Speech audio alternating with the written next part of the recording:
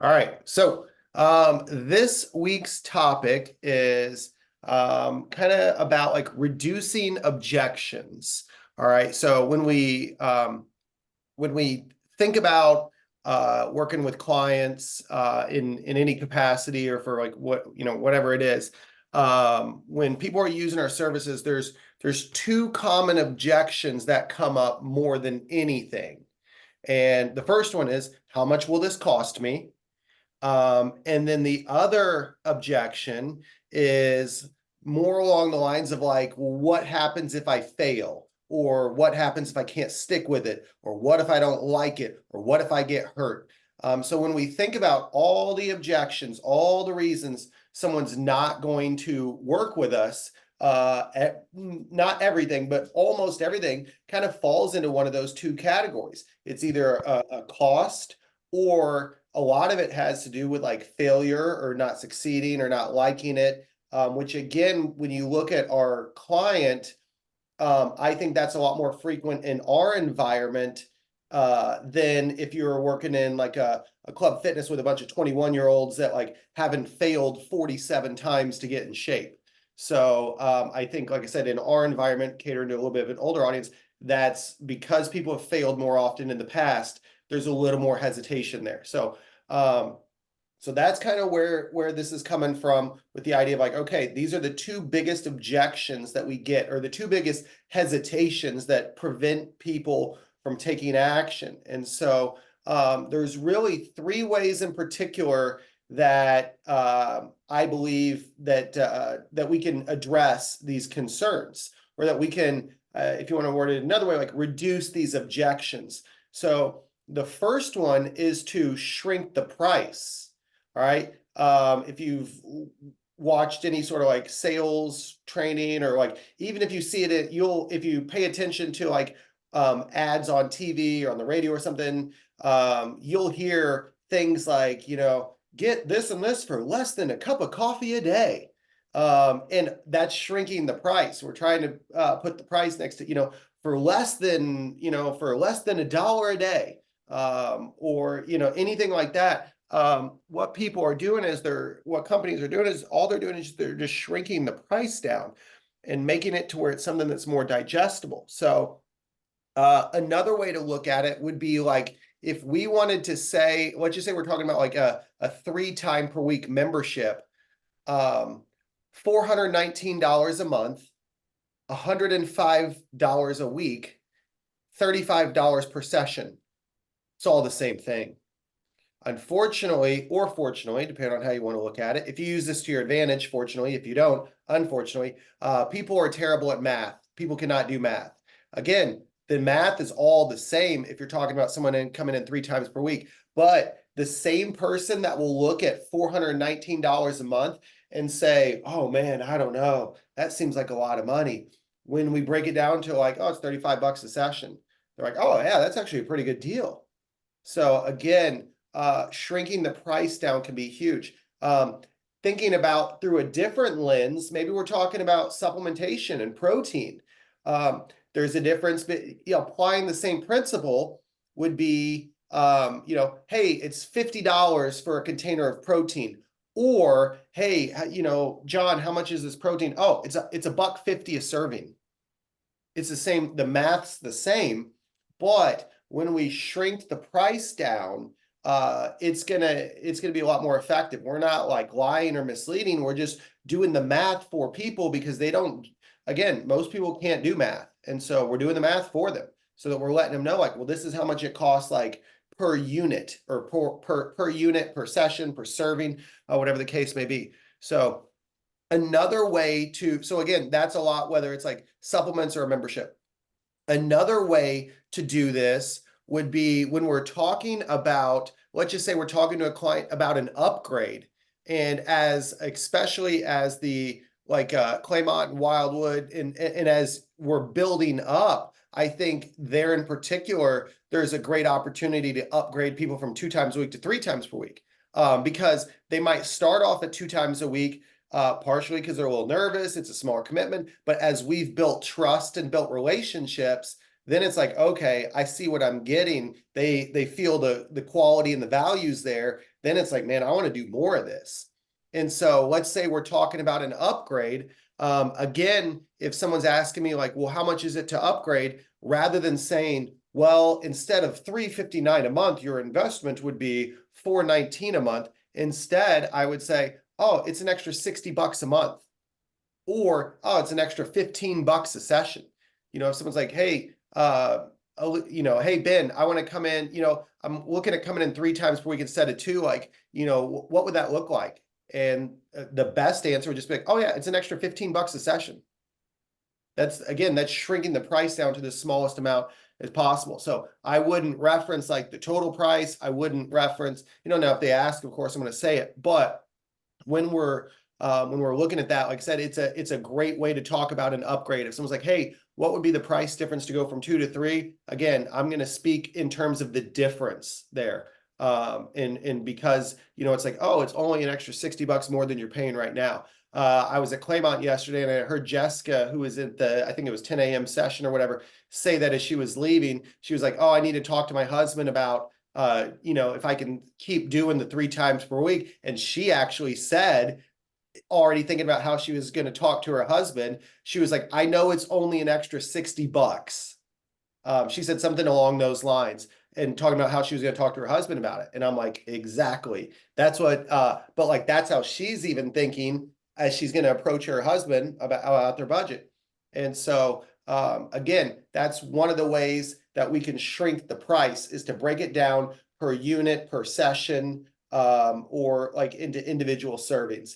Another thing that shrinks the price, and I've already done this a couple times, and it's very subtle. I'm not even sure where I first heard this about, but saying bucks versus dollars. Hey, Brogan, can I borrow $20?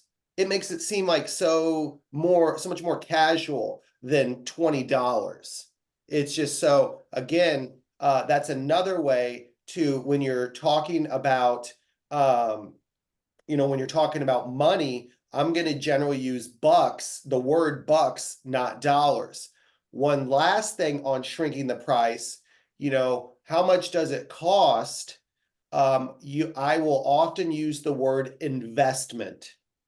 Well, it's a investment of X.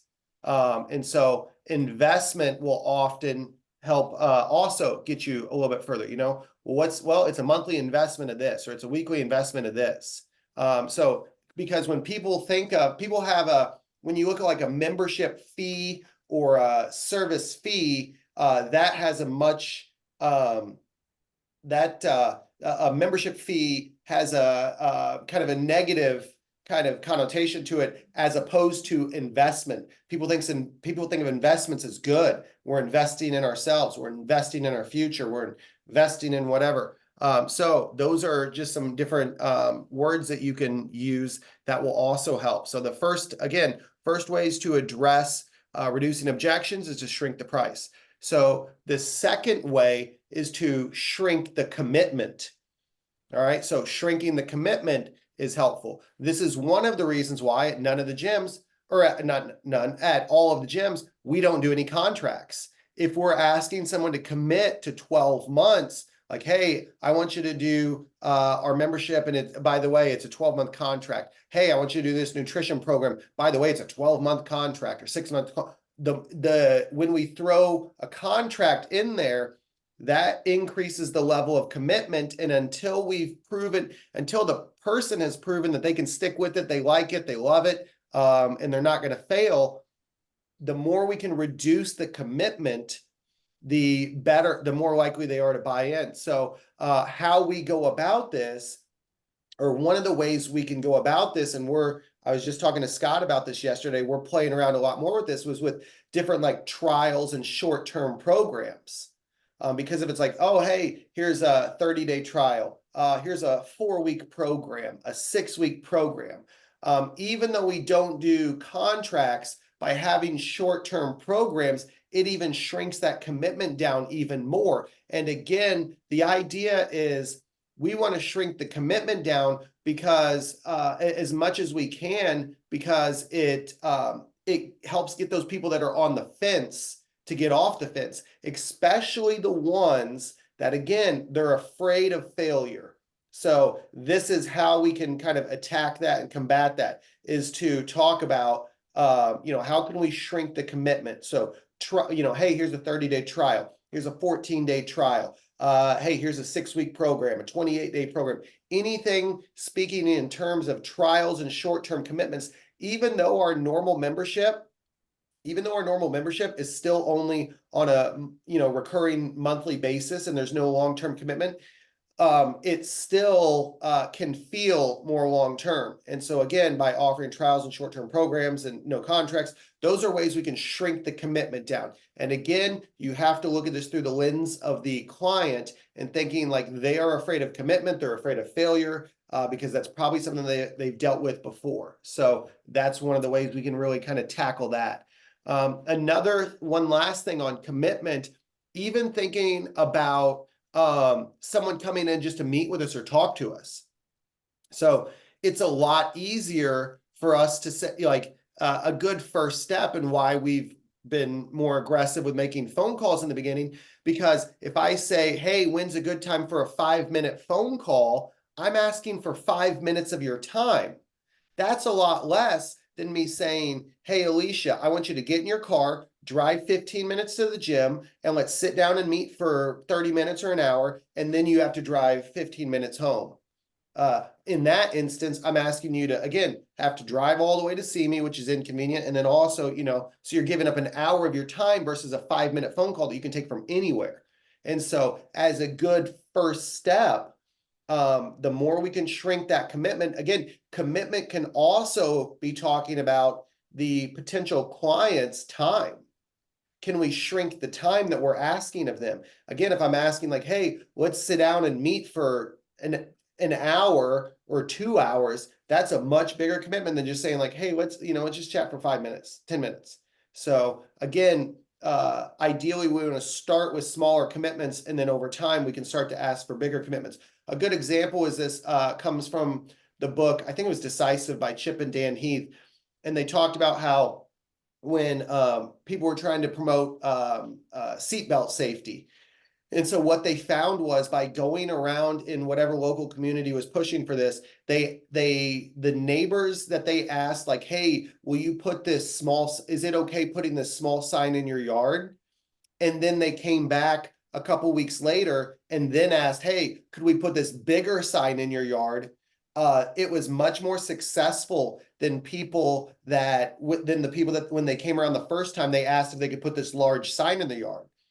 And because the bigger sign, it's a bigger commitment. It's like, boy, that's kind of an eyesore. But by just getting your foot in the door, by asking for, can I put this small sign in your yard to promote seatbelt safety, more people said yes. And then when they asked, can we put this bigger sign in your yard? Again, the success rate was much higher than when they just asked to put the bigger sign in the yard. So again, it speaks to the commitment that we're asking. The third way to kind of reduce objections is to reduce the risk. Any way we can reduce the risk will be helpful. Again, how do we reduce the risk? Well, one thing we do is by offering a 30-day, no questions asked, money back guarantee. It's like, look, if you come here, try out for a month and hate it, that's cool. We'll give you your money back. No strings attached. And that's the honest truth. I'm not sure that we've ever had to do that, honestly. Maybe like someone that like we have had to do that when someone signed up and then like literally never showed up, and they were just like, this isn't going to work for me.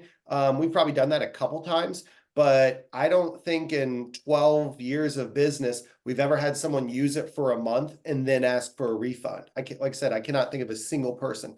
But just by having that guarantee in place, it helps, because it lets people know, hey, we're taking all the risk here. We're willing to work with you for 30 days, no strings attached. And if you're not satisfied, we're going to give you, if you don't love it for any reason, we'll refund your first month's membership, no questions asked. By doing that, again, that's reducing the risk. People don't generally take advantage of it.